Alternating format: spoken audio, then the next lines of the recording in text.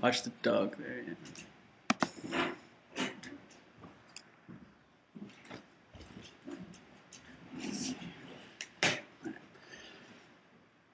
Hello, and today I'll be speaking about the most important day of my life and the month and the year it is located in. I was born October 16th, 1991. Not necessarily a date that will live in infamy, but there were a few important and notable things that occurred during that month.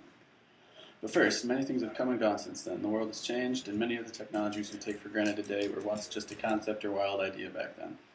Some obsolete techs that are no longer in widespread use include cassette tapes, CDs, VCRs, and tube TVs, as well as records.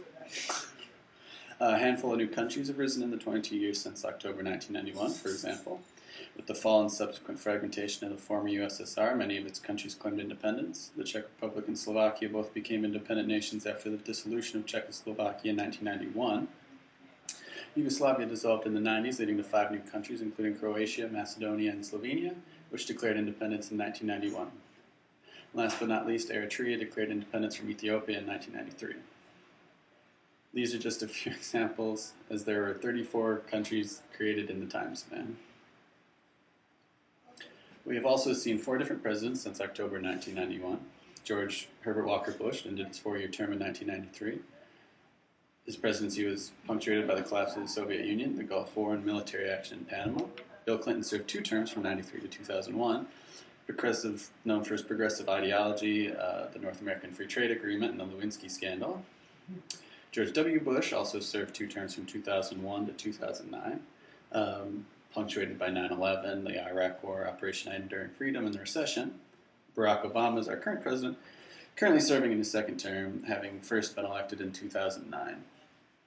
I can't say a whole lot about him yet, as he hasn't really finished his presidency, so the verdict is still kind of out on him.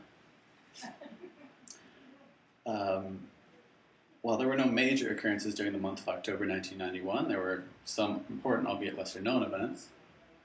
This next segment is called A Month of Disasters, and you will see why shortly. On October 16th, 1991, my birthday, disturbingly enough, 35-year-old George Hennard crashed his pickup truck into Luby's Cafeteria in Killeen, Texas. He then proceeded to viciously kill 23 innocent patrons with a handgun, using a handgun. 24 others were injured, 20 by gunshot wounds, but managed to escape relatively unscathed. In the ensuing gunfight with the police, Hennard was hit by the police gunfire and then proceeded to take his own life. No one knows for sure why this man would commit such a heinous crime, but it seemed like he had an intense hatred for women, indicated by some of the things he said during the crime, and the fact that most of the victims were female. What initially started as a small brush fire on the night of the 20th quickly turned into a fight for life in what was now known as the Oakland Hills firestorm. The fire quickly spiraled out of control with factors such as arid nature of the area and strong winds quickly overwhelming the local firefighting capabilities. The fire moved through the neighborhoods, engulfing house after house, destroying roughly 3,500 houses after all is said and done, and leaving 25 dead in its wake. Eventually, the fire was controlled after strong winds died down. As a result of this disaster, the region's firefighting services became more prepared for fighting wildfires and learned better techniques for dealing with such situations. So that's a positive aspect of something so negative. The Perfect Storm was not just a movie starring George Clooney. The movie itself was based on storms created by a nor'easter that absorbed the leftover energy from Hurricane Grace off the east coast of the United States and Canada. A particularly strong storm for the region, a buoy off the coast of Nova Scotia reported wave heights of up to 100.7 feet, an all-time record for the area. The Andrea Gale, the fishing boat made famous by the movie, was the only ship sunk with loss of life during the nor'easter part of the storm, and its crew of 6 was lost.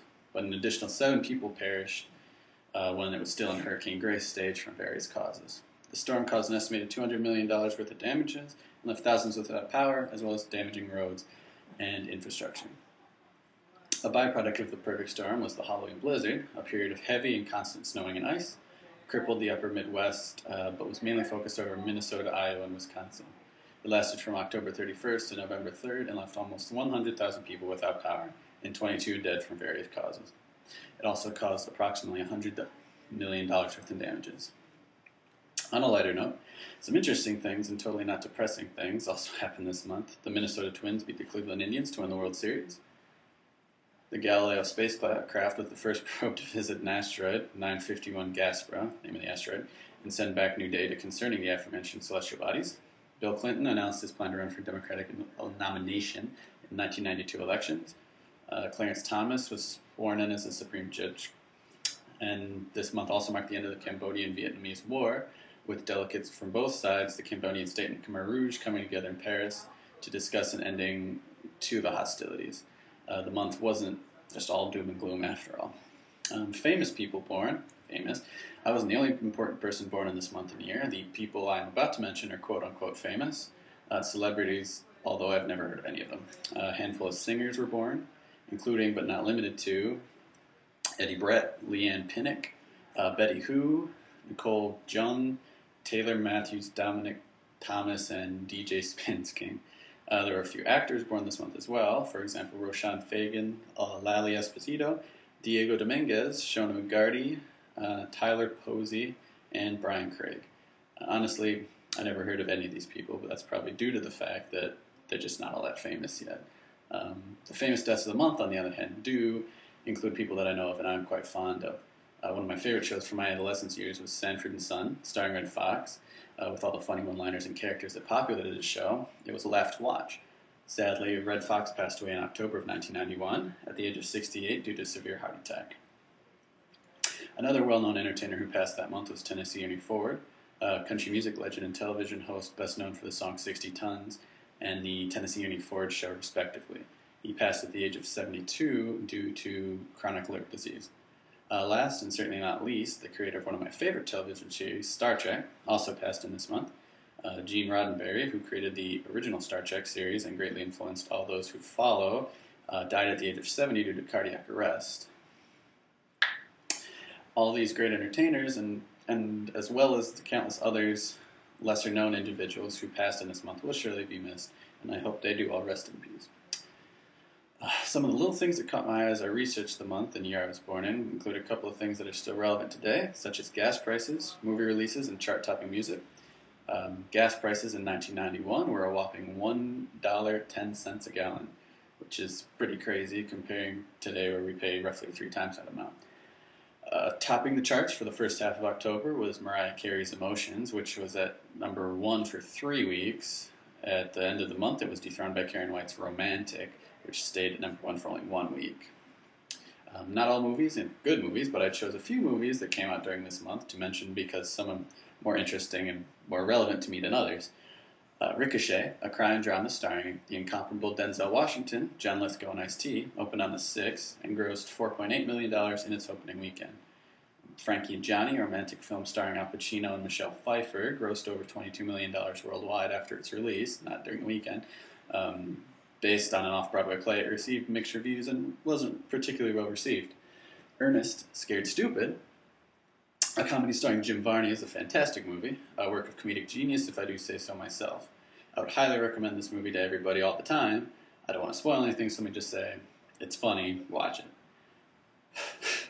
Another comedy, if you can call it that, is the Curly Sue, starring the less famous and some might argue less funny brother of John Belushi, Jim. Critically panned by most critics, it was found to be mostly sentimental filler and just wasn't very well received.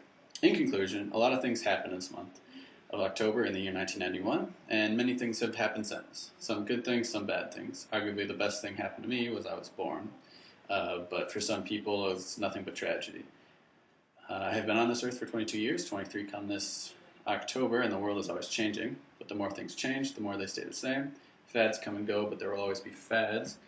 Stars die, new stars are born. It's a constant cyclical nature of the universe, and personally, I'm glad I'm along for the ride. Thank you.